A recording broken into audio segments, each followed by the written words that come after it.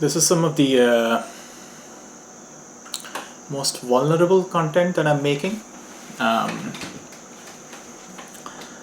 because I am outing myself as someone who is exploring Trump's political platform. And it is very sad to me that it feels scary to even admit that I'm looking at what Trump is proposing and the values that the MAGA movement is standing for. And I share this with the caveat that I'm an immigrant in the US. I cannot vote in the elections, and yet I feel so grateful for everything that this country and society has brought me. And I think it is important that democratic values and ideals are preserved in the world, and big, powerful, democratic oriented nations like the US and India continue to remain strong, influential military powers. Because on the other hand, we have autocratic military powers like Russia and China, and it would be horrible for society if they were at the top of the global political order.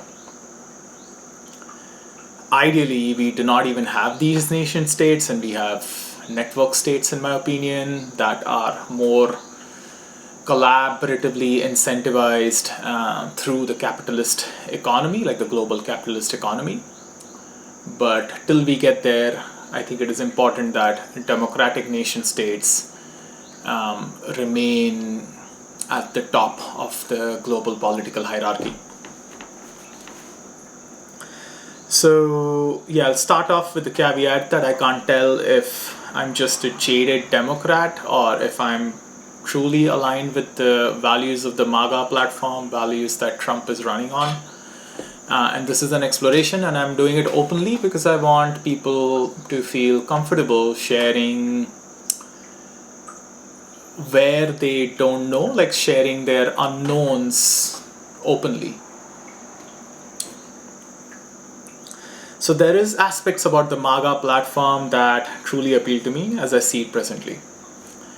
I like JD Vance's emphasis on making it easier to have and incentivizing having kids. And this just aligns with my personal values because I want to start a family. And the main reason I was considering Europe was because I wanted a reasonably pleasant life as a father. And the US sometimes just feels ridiculously alone to me as a society in the Western world for how challenging it seems to raise kids. Like, I just imagine shuttling kids around to all of these different classes that they have to go to maintain a well-rounded personality, in a car, and just not having any kind of social nourishing life myself. And it just terrifies me, like absolutely terrifies me as a potential father. And I'm just like not interested in living a normie hustle culture lifestyle anymore.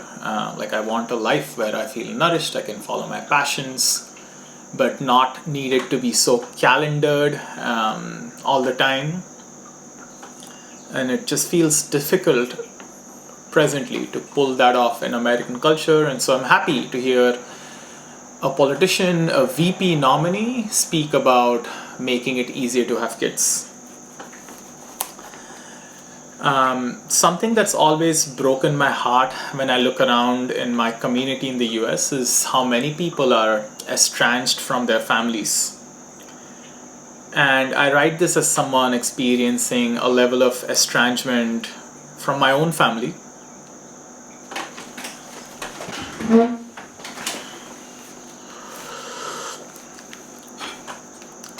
And as necessary as it can be sometimes to need space from one's family for doing healing work, especially in this day and age where horribly abusive childhoods are quite common, I don't want such estrangement to become the societal norm, nor for it to be institutionalized in the system of law and system of incentives that we create in our society through the government.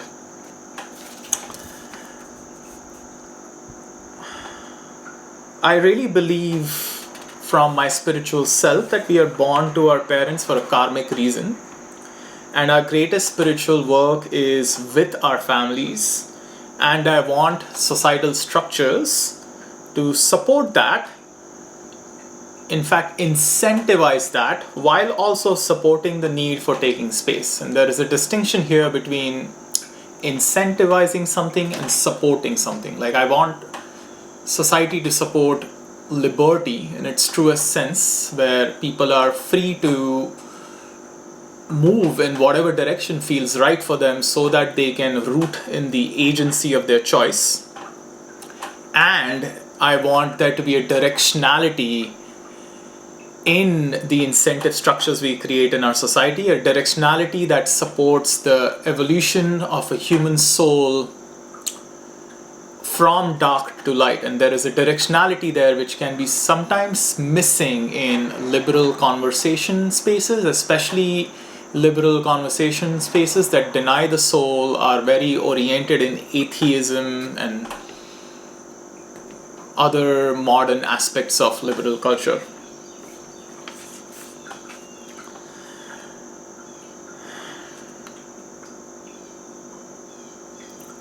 I was reading about a case from Vancouver, British Columbia, where the neighbors of a father who had trained his 5 kids to take public transport to school reported him to the Canadian equivalent of Child Protection Services for negligence. And let that just sink in for a bit. Like, this was a father who had trained his kids to use public transport to go to school, and he was reported by some of his neighbors for negligence because they saw his kids walking along on the street by themselves. To an outsider like me, that is such a ridiculous idea and such a ridiculous facet of North American culture. And I get like the fear for safety of kids, but how will kids learn to be independent if they are like suffocated by this fear and need parents to like ferry them around everywhere? And for me, this is an example of how the institutionalization of child protective services in North America has already reached like the realms of what the fuckery. And this father, he fought a legal case for 3 years, and I'm pretty sure he ended up losing that legal case, which is ridiculous.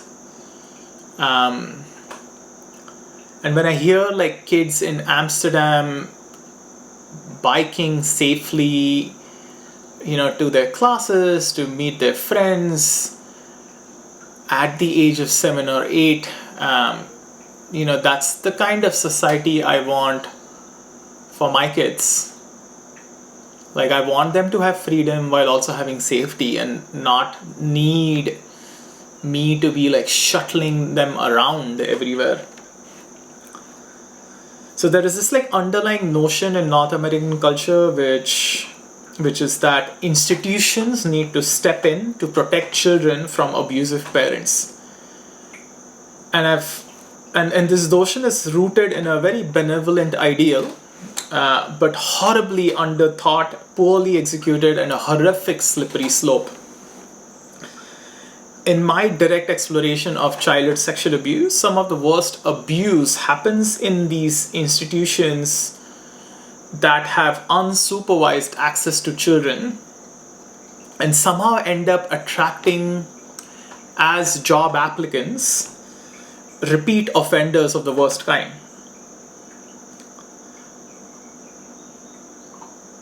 It's like when you strip children away from their families to protect them and put them in these institutions, there is like an increased likelihood of child-on-child sexual abuse. There is a likelihood of attracting shadowy perpetrators in the institutions themselves. And I just don't think that's the answer to reducing childhood sexual abuse or childhood abuse in general. So I'm not sure what the answer is right now, but yeah, taking kids away from parents and sticking them into another one with other abused kids, to me is just another manifestation of the isolationary design that underlies so many of the institutions in the West. Institutions that seek to redress have a very isolationary design.